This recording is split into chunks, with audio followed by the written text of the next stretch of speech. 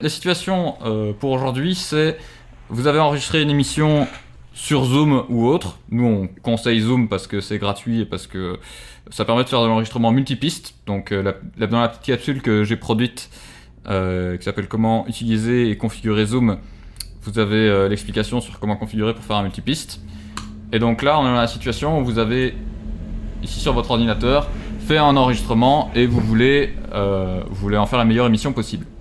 Donc, par défaut, c'est dans Documents Zoom qu'il y a un dossier et que vous aurez tous vos fichiers. Donc, quand vous ouvrez ce dossier, il y a des fichiers vidéo.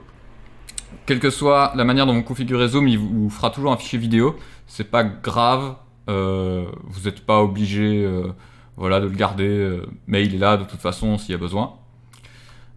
Vous avez le fichier Audio Only qui est dans le premier dossier. Donc, ça, c'est aussi généré d'office, quelle que soit votre configuration. Et c'est le fichier avec l'audio de tous les participants.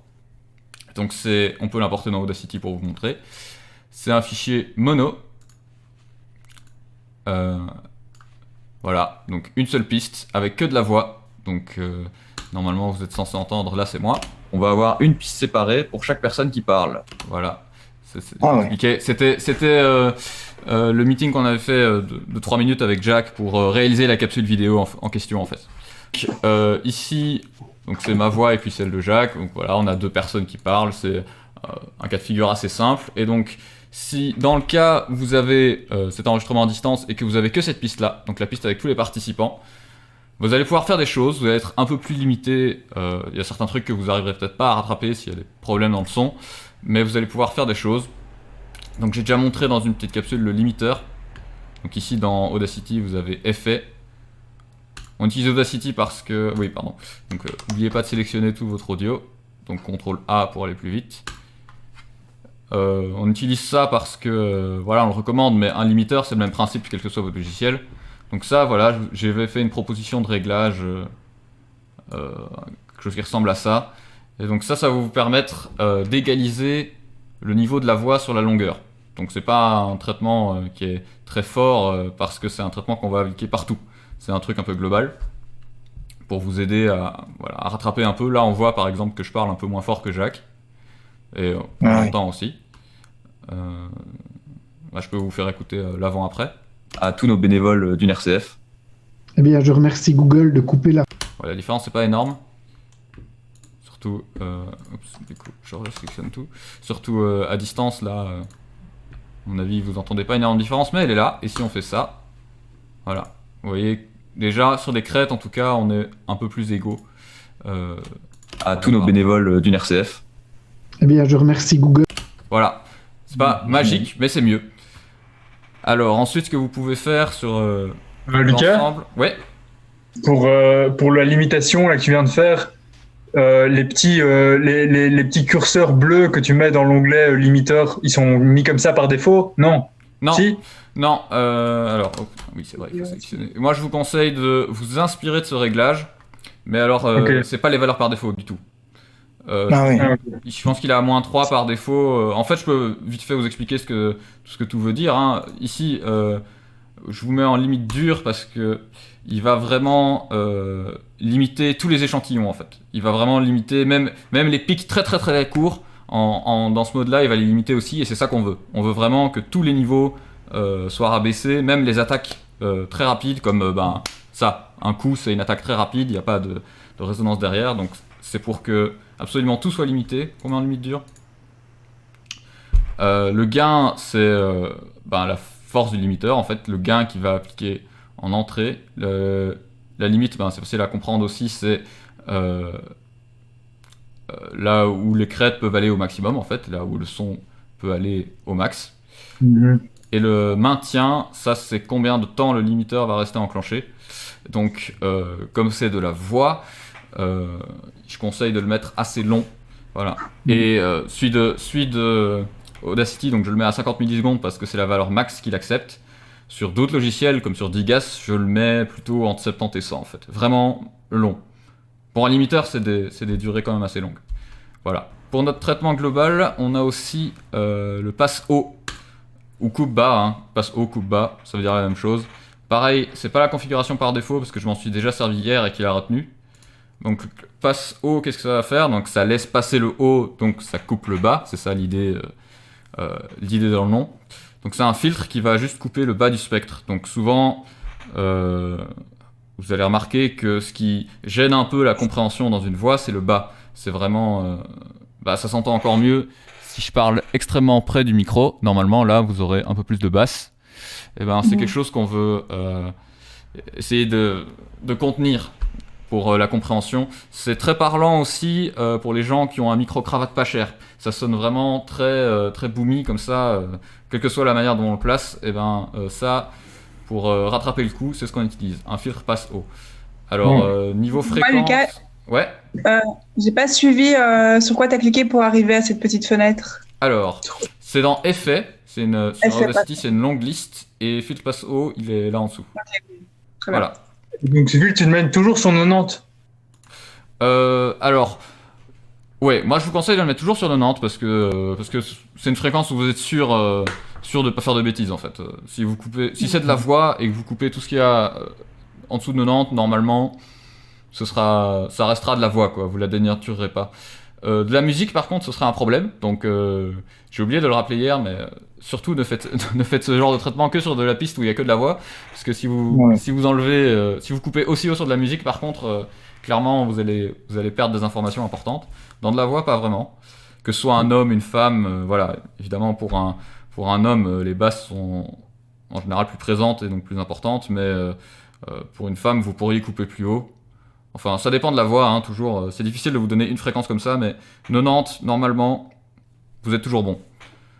Si vous avez l'impression que c'est pas assez, vous pouvez monter à 100, 110, peut-être 120, mais haut, l'effet que ça va faire, plus je mets haut, plus il se passe quoi?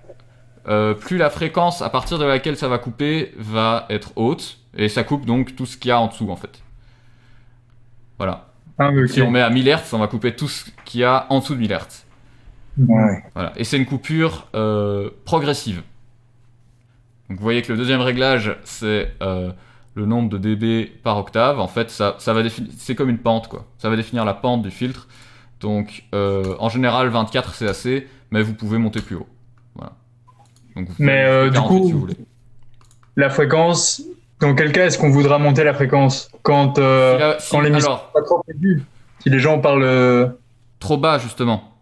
C'est inversement proportionnel. Donc plus la personne va avoir une voix qui est très basse, très profonde, plus vous allez monter la fréquence haut, parce que vous allez couper plus en fait. Faut le voir comme ça. Okay. Voilà. Ok, ouais. Donc ce traitement il sert à ça. Donc là je vais le mettre sur 36. Voilà. Donc il y a eu du changement sur la forme d'onde, on a bien fait le traitement. Si on écoute comme ça, surtout vous à distance avec la compression via internet, en fait vous entendrez quasiment aucune différence. On va tester. À tous nos bénévoles d'une RCF. Eh bien, je remercie Google de couper la...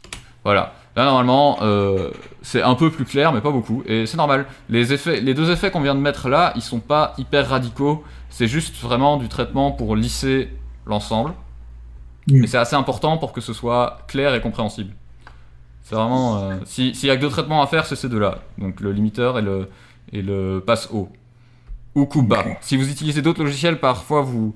Donc là, il s'appelle passe haut, passe bas. Vous verrez parfois l'appellation coupe bas et coupe haut. Ben, c'est la logique inverse, quoi.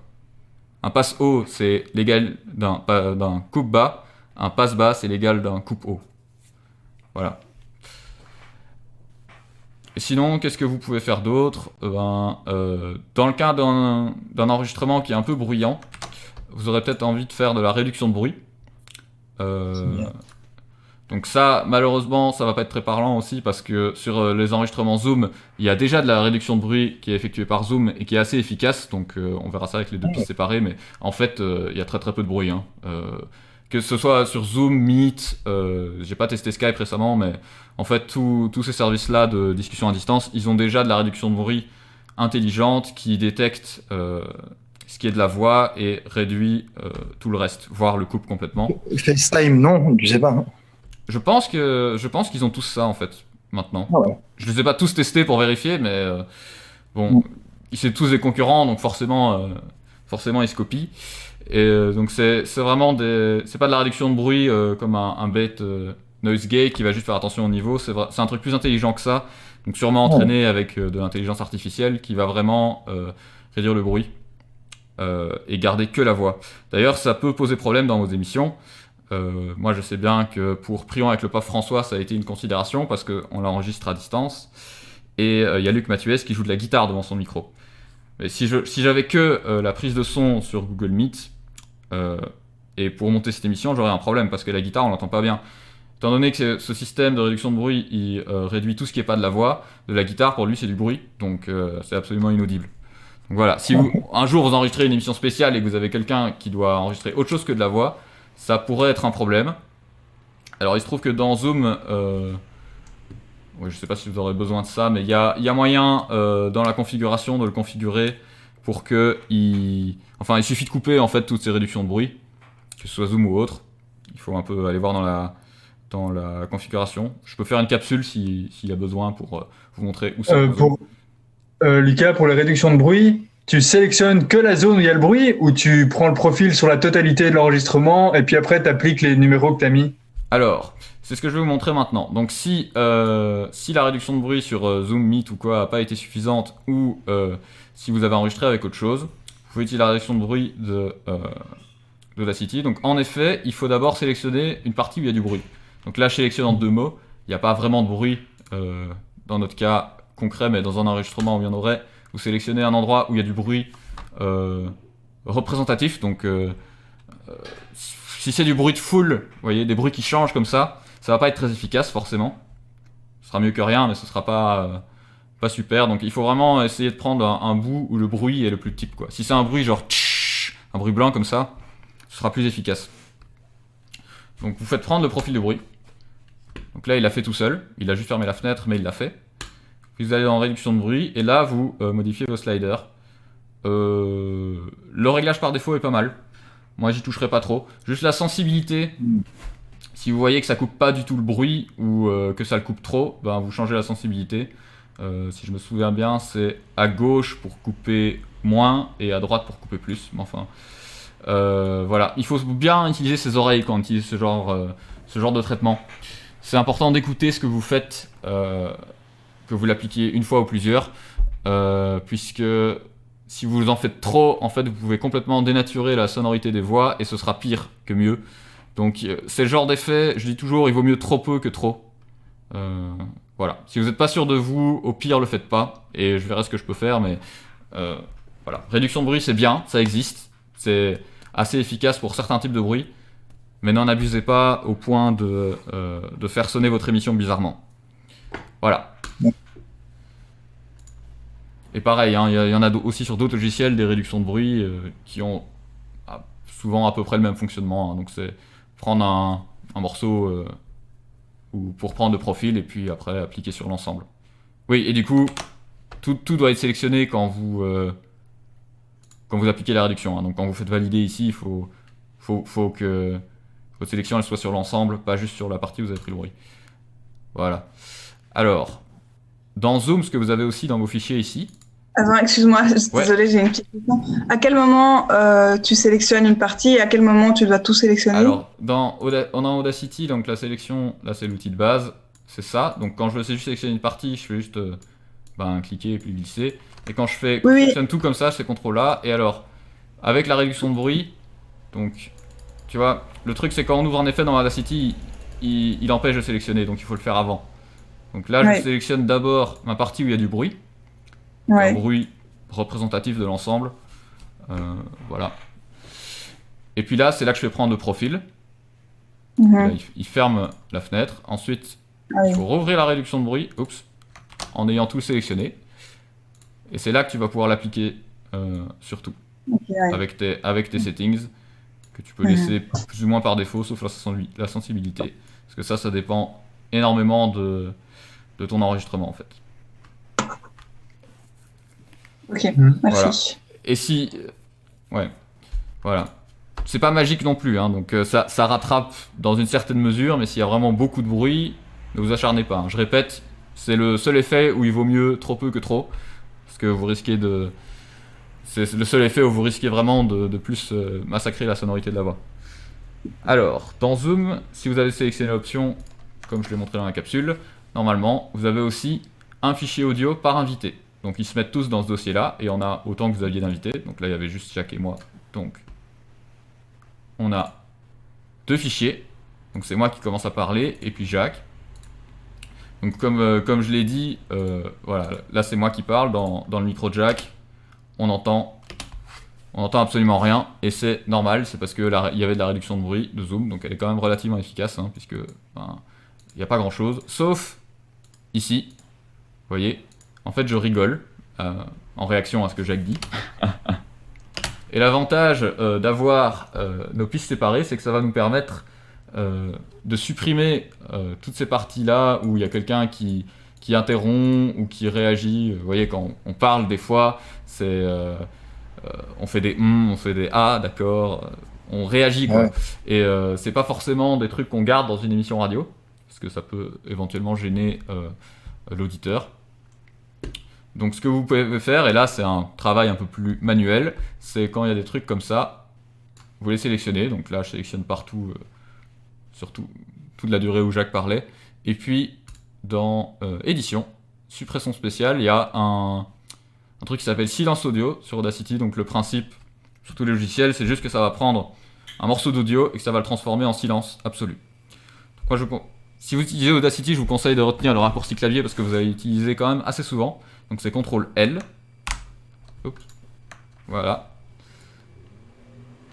CTRL-L dans Audacity, ça fait ça. Donc mon rire là, il a disparu. Maintenant, c'est du silence sur toute la durée de la sélection. Et donc le principe, sur un enregistrement où il y a du bruit, ce serait juste ça en fait. Ce serait prendre là où lui il parle pas, en faire un silence, et puis là où le suivant parle pas, en faire un silence. Ça, c'est de la réduction de bruit plus manuelle et plus chronophage, évidemment, hein, puisque, bon, si vous faites ça pour une émission de 50 minutes, ça va vous prendre beaucoup de temps. Mais c'est toujours bien d'avoir l'option de le faire, et c'est pour ça qu'on recommande Zoom, parce qu'il vous donne à la fois le fichier avec tout, et les fichiers séparés. Ce que vous pourriez faire, c'est avoir un extrait de l'émission où vous partez de ce fichier-là, et puis une autre partie où vous supprimez tout sur vos autres pistes, et vous gardez, hop, comme ça, juste la partie où une des personnes parle tout seul, quoi. Vous voyez, s'il y a un problème qui est que ponctuel, avec ça, c'est facile de rattraper le coup, parce qu'en plus, toutes vos pistes sont synchrones. Lucas ? Oui.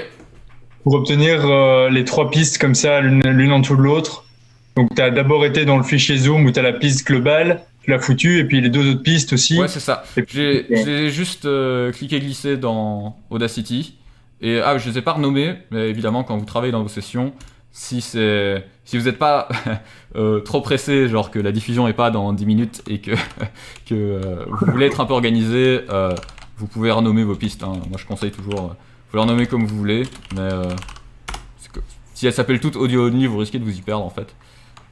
Donc là par exemple je peux mettre voix globale et puis voix, hop, pour chaque personne qui parle. Voilà. Et si vous avez supprimé un truc, si vous avez fait un CTRL-L, donc un rendu silencieux, une partie qu'il fallait pas, n'oubliez jamais, hop, CTRL-Z est votre ami. CTRL-Z pour précédent. Voilà. Pareil, Audacity, quand il applique des effets, il les applique directement sur l'audio, donc c'est ce qu'on appelle du destructif. Voilà, c'est le terme technique. Ça veut dire que vous pouvez pas désactiver ça comme vous voulez. Donc si vous avez fait un traitement sur une piste, réécoutez-le directement, et si il vous semble pas judicieux, faites précédent directement. Parce que sinon vous devrez revenir dans toute votre liste de précédents en fait. Enfin, je sais plus s'il y a un moyen. Non. Voilà. Donc vous voyez, vous pouvez répéter un effet, vous pouvez pas annuler son traitement. Donc voilà. Si vous montez avec Audacity, pensez bien, vous appliquez un effet, écoutez ce qu'il fait avant d'aller faire autre chose, et faites CTRL-Z directement si vous n'êtes pas convaincu. Et Lucas, excuse-moi encore une fois.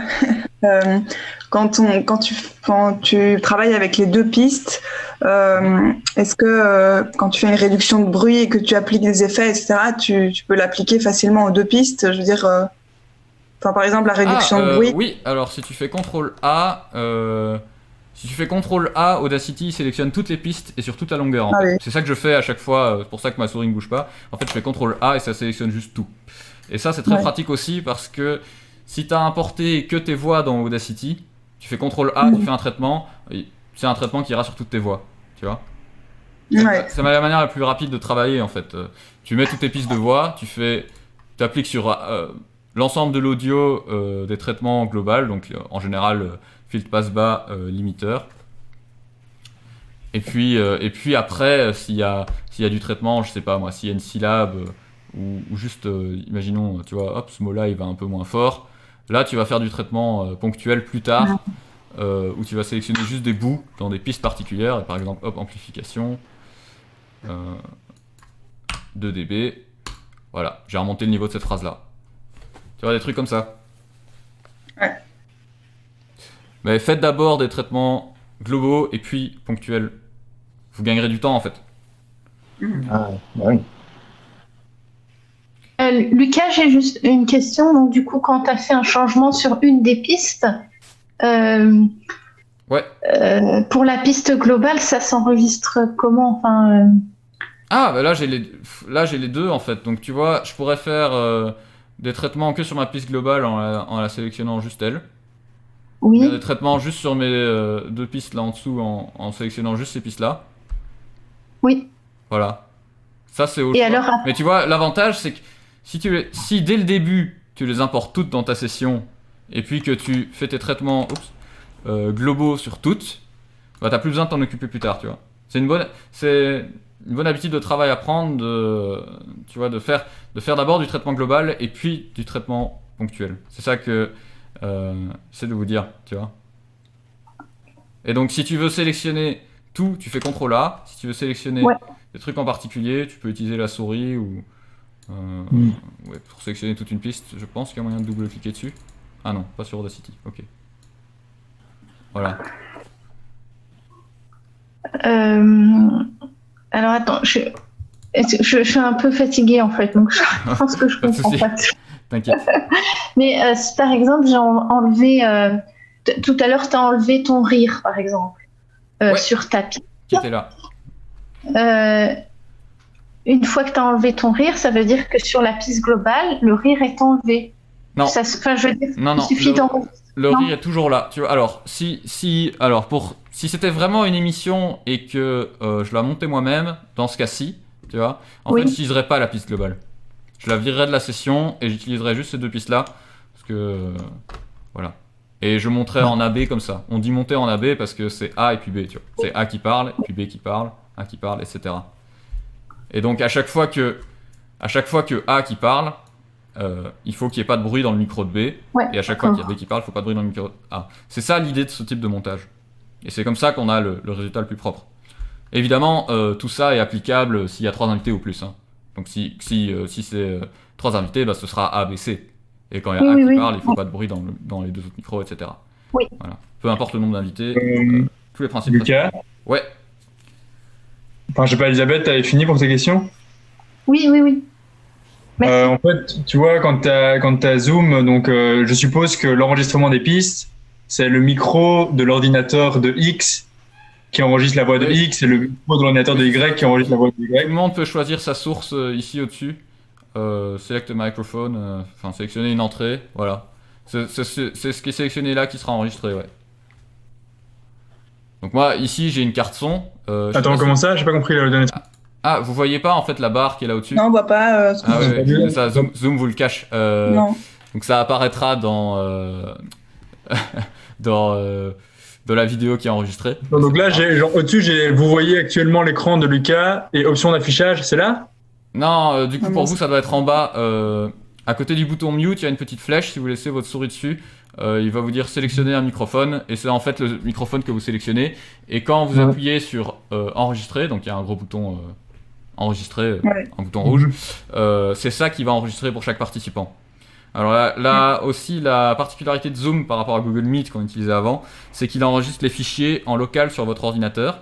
Ce qui veut dire qu'avant d'enregistrer l'émission, assurez-vous d'avoir quand même assez d'espace libre dans le dossier où vous enregistrez sur votre ordinateur. Il faut pas que Attends, Lucas, quand tu dis c'est ça qui va enregistrer pour chaque participant, ouais. S'il n'y a pas un seul micro qui enregistre tout, c'est...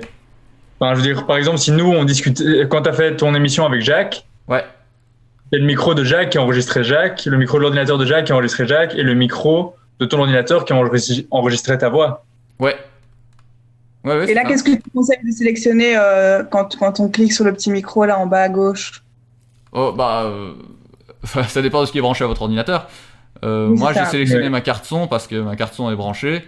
Je pourrais aussi sélectionner la sortie de Voicemeeter, donc ça c'est un logiciel qui permet de mélanger plusieurs sources. Voilà, ça dépend de vos drivers en fait. Je peux pas vous dire ce sera exactement cette carte son là parce que ça dépend. Si vous avez un truc qui s'appelle Realtek, c'est la carte son intégrée à votre carte mère en fait. Donc sur un ordinateur portable, a priori ce serait... Et ça veut dire quoi, identique à système? Ah, identique à système. Alors dans Windows, en bas à droite, vous avez le petit haut-parleur. Si vous faites clic droit dessus, Open the Sound Settings, donc ouvrir les paramètres son en français. Bah en fait, vous avez une sortie et une entrée. Donc si dans Zoom vous mettez identique au système, ce sera la même que celle qui est sélectionnée dans les options de Windows. Tout simplement. Ah ok, ouais. Et qu'est-ce que j'allais dire? Oui, parce qu'un problème qui, moi, j'ai quand même eu déjà plusieurs fois avec Zoom, c'est quand le mec qui en un des deux n'a pas d'écouteur, ouais. Il y a un écho, tu vois. Alors parce que son micro enregistre ta voix. J'en ai parlé hier de ce problème-là. En fait, c'est le problème principal que les gens ont quand ils enregistrent des émissions à distance, c'est que ils savent pas prévoir ce que leurs invités ont, et en général, leurs invités, ils ont pas un très bon micro. Souvent, c'est un laptop, déjà qui a un ventilateur, donc qui fait du bruit. Et c'est le micro intégré du laptop qui utilise, évidemment. Donc, pour ça, il y a quelques points à voir. Déjà, la distance avec le micro. Dites-vous bien que plus elle sera petite, mieux c'est. Avec un mauvais micro, en fait, on sait toujours un peu rattraper, mais si la personne est trop loin du micro, ça deviendra juste impossible. Donc, j'ai fait un petit exemple pratique ici que je vais vous refaire. Donc là, j'ai un mètre juste à côté de moi. Donc là, je suis à 30 cm de la capsule. Très exactement. Et maintenant, je vais mettre à 1m30 pour vous donner une idée de ce que 1 mètre ça représente quand on est proche d'un micro. Voilà, ici je suis à peu près à 1m30 et j'ai touché à rien d'autre. Donc normalement, vous avez beaucoup plus le son de la pièce. Je parle à peu près au même niveau. Voilà, donc 1 mètre dans la réalité, ça a peut-être pas l'air d'être beaucoup. Pour un micro, c'est énorme. Donc... voilà, première chose, rappelez à vos invités de à tout moment se tenir près de leur micro.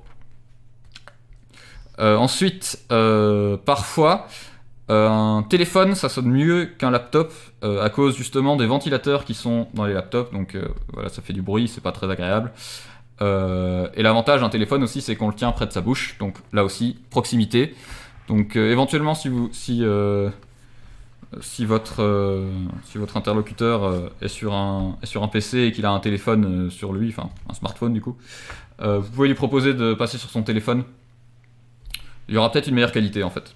Voilà. Mais l'idéal, c'est pas micro-écouteur, c'est pas les écouteurs avec un micro à côté de la bouche? Si, alors si les gens ont ça sous la main, c'est bien qu'ils utilisent ça aussi, ou un casque micro, voilà, ça peut arriver aussi. Voilà, s'ils ont un petit truc, en tout cas, c'est toujours mieux de poser la question, parce que c'est juste qu'il y en a parfois qui y pensent pas, voilà, tout simplement. Donc rappelez-leur, si vous avez un petit micro, c'est mieux. Pareil, les petits micros qu'il y a sur les écouteurs, c'est comme des micro-cravates pas chères, donc souvent beaucoup de basses, pas un super son, mais au moins ils sont proches. Voilà. Alors dans ce qui peut limiter aussi la qualité sonore, il y a la connexion internet évidemment. Alors malheureusement on est en Belgique et en confinement, donc souvent les gens sont chez eux et les connexions des particuliers en Belgique c'est pas ça, hein. On est très, très inégaux dans tout le pays à ce niveau-là et voilà, pour peu que vous ayez un invité qui soit un peu à la campagne, il est probable qu'il ait une très mauvaise connexion. Donc dans ces cas-là, c'est malheureux, mais vous saurez pas faire grand-chose. Première chose à faire, c'est demander de couper la vidéo si elle est active, parce que ça prend quand même pas mal de débit. Et sinon, éventuellement demander à la personne de changer de connexion. On a déjà eu le cas en enregistrant une émission de quelqu'un qui était sur sa connexion personnelle et puis qui est passé sur sa connexion du boulot, parce qu'elle habitait pas loin de son bureau, et c'était beaucoup mieux, quoi. Donc n'hésitez pas peut-être à demander s'il n'y a pas moyen de passer provisoirement sur une autre connexion internet, parce que là aussi parfois vos invités ils pensent pas, quoi. C'est pas qu'ils peuvent pas, c'est qu'ils pensaient pas que ce serait un problème. Mais voilà, vous êtes de toute façon limité par ce que les fournisseurs d'accès internet proposent, et bon, on est en confinement, souvent les gens sont chez eux. C'est les aléas de l'outil, hein. Moi j'ai encore des petites questions ponctuelles. Ouais. Par exemple, comment est-ce que tu fais pour augmenter le volume de la piste à un endroit précis de la piste? Parce que je sais comment augmenter. Alors, je l'ai fait vite fait tout à l'heure, donc j'ai pris quelques mots. Tu vois, j'ai juste sélectionné. Et puis dans Effet, tu as un truc qui s'appelle Amplification. Alors, ce que je te conseille de faire, c'est de mettre une valeur assez basse, sur 2 dB. T'as pas besoin de faire attention à la nouvelle amplitude crête. Juste ne cochez pas la case autoriser la saturation, laissez ça bien décocher, s'il vous plaît. Et puis tu fais valider. Et comme tu as mis une petite valeur, ce que tu peux faire si tu trouves que c'est pas assez, c'est à la place de retourner dans la fenêtre amplification, tu peux faire direct répéter amplification. Donc répéter le même traitement une deuxième fois, ou alors tu fais carrément CTRL R. Oups, ouais, en gardant ta sélection. Et si tu fais CTRL R, en fait, à chaque fois, il va le refaire, tu vois. Donc cet effet-là, ça remonte juste la sélection de 2 dB, et voilà. Ça va plus vite qu'à chaque fois le rouvrir la fenêtre. Ok, c'est chill ça. Et donc pour diminuer, il faut simplement mettre le curseur dans les négatifs, quoi, c'est ça? Ah ouais, est-ce qu'on sait faire ça avec ça? Je pense, ouais. Ouais, tu peux. Donc maintenant, si je fais -2, je vais faire -3 pour qu'on le voit un peu. Hop, voilà. Ça a baissé mon truc. Et si je fais CTRL R, pareil, ça réapplique mon effet. Ok. Voilà. Top.